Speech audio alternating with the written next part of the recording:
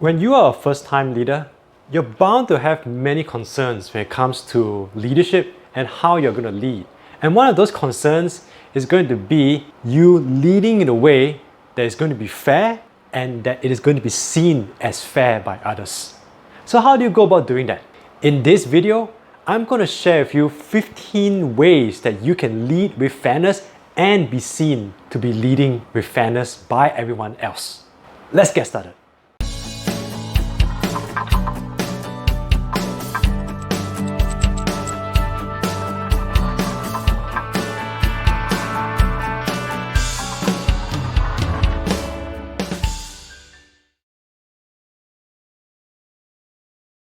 It sounds like a bit of an oxymoron, but let me explain here.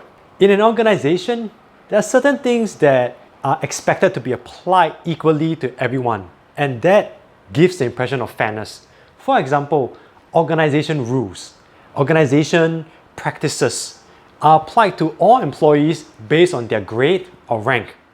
Also, there are certain hygiene factors such as respect for everyone, delivering the expected results, behaving in a way that is polite and professional to everyone around you.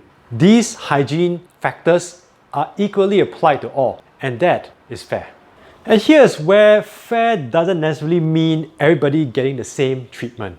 For example, while it's fair that everyone in your team should have access to opportunities, how those opportunities look like is going to be different from one person to the next. You have to take into consideration your individual team members' career direction, what's their skill level at, and how they want to work. Hopefully, these examples give you an idea that equal is fair. At the same time, fair doesn't mean everybody gets the same kind of treatment.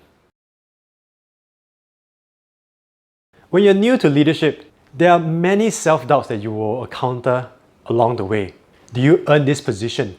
How will you lead in a way that will make you come across as confident? How will other people view you?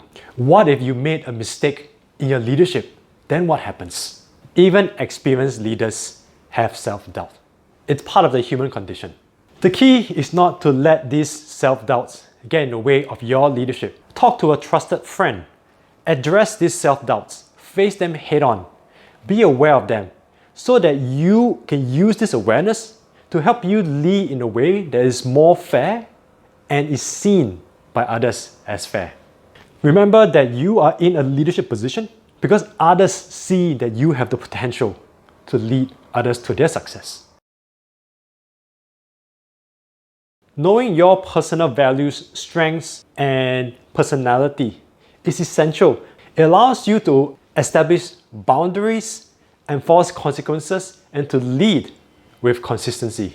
It is this consistency that allows you to lead with fairness and be seen as leading fairly. Inconsistency in your leadership will usually result very quickly into tension and perceived and actual unfairness. If you like the content that you see so far, make sure you hit a like, subscribe, and leave a comment in this video. It helps me to grow the channel. Thanks.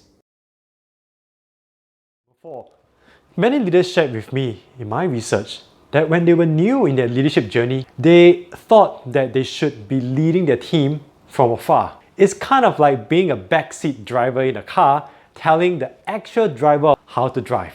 Now, your team knows that you're not there to do their job, but nothing creates more irritation and that sense of unfairness when you lead as if you know what they do, but actually you don't. Every good team leader is a team member first. And that means you need to understand what your team does so that when you lead and make decisions and take actions, you can take what they do into account. When your team knows this, they will be able to respect you more because they know that you've taken what they do into account and that you're trying to lead fairly. 5. Sometimes we think that when it comes to work, we need to be 100% professional. But what happens is that we swing too far in one spectrum and we forget that leadership is also about the interpersonal relationships that we have as a leader with our team members. So one of the ways that you can lead with fairness is to let your team know you as a person. When your team knows you as a person, they will get to understand why you lead the way you lead, how you enforce rules, when you are going to enforce fairness, and how you are going to continue to lead them with fairness. And that includes holding yourself accountable to the same set of rules that you apply to your team. Number 6. Imagine being asked to do something by someone else when you know that that person wouldn't do the work themselves. Would that irritate you and make you think that's not fair? The same thing applies to your team. Don't set expectations for your team. Don't set expectations for your team if you know that you yourself are unable to meet those very same expectations. Leading by example means that the rules that apply to your team also apply to yourself. In fact, your team is always observing you to ensure that you are enforcing the same set of treatments for them and for yourself. When you ask others to do something, make sure that it is something that you are willing to do yourself. When your team knows this, then they know that you are leading with fairness. It's quite common for new leaders to want to be liked by the team. The problem is that the desire to be liked by your team can influence your leadership. For example, it might lead to situations where you are giving preferred treatment to some team members over others. And when that happens, then there is going to be perception that you are not leading fairly. You want to be close enough to your team so that you know what are the challenges that they are facing, that they're willing to give you feedback, and that you can do what it takes to get them to their success. But at the same time, you want to be at a distance, at an arm's length from them, so that you feel that you can do what it takes to get them to their success without being unduly influenced by the desire to be liked by them. You may not necessarily be liked by your team when you bring them to their success. However, you will definitely be respected when you do so. And respect is a lot more beneficial to your relationship and leadership than just being liked. Fair is a relative concept. Employees want certain things to be fair, such as the application of organization rules and policies to all employees based on their rank and grade. They also want access to opportunities. But fair doesn't mean equal, because the opportunities that employees want access to are not the same, and it is going to differ from one person to the next. Each team member is a unique individual, and the opportunities that they seek need to account for that uniqueness, their strengths, and their career direction. Some team members like to be praised publicly, while others prefer that it is done privately. Other team members are spurred on by given a lot of responsibilities, and yet there are others who want to take it one step at a time. You need to be knowledgeable about your team and their preferences, because being fair doesn't necessarily mean being equal.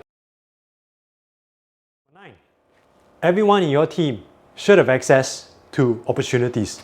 Now that's fair.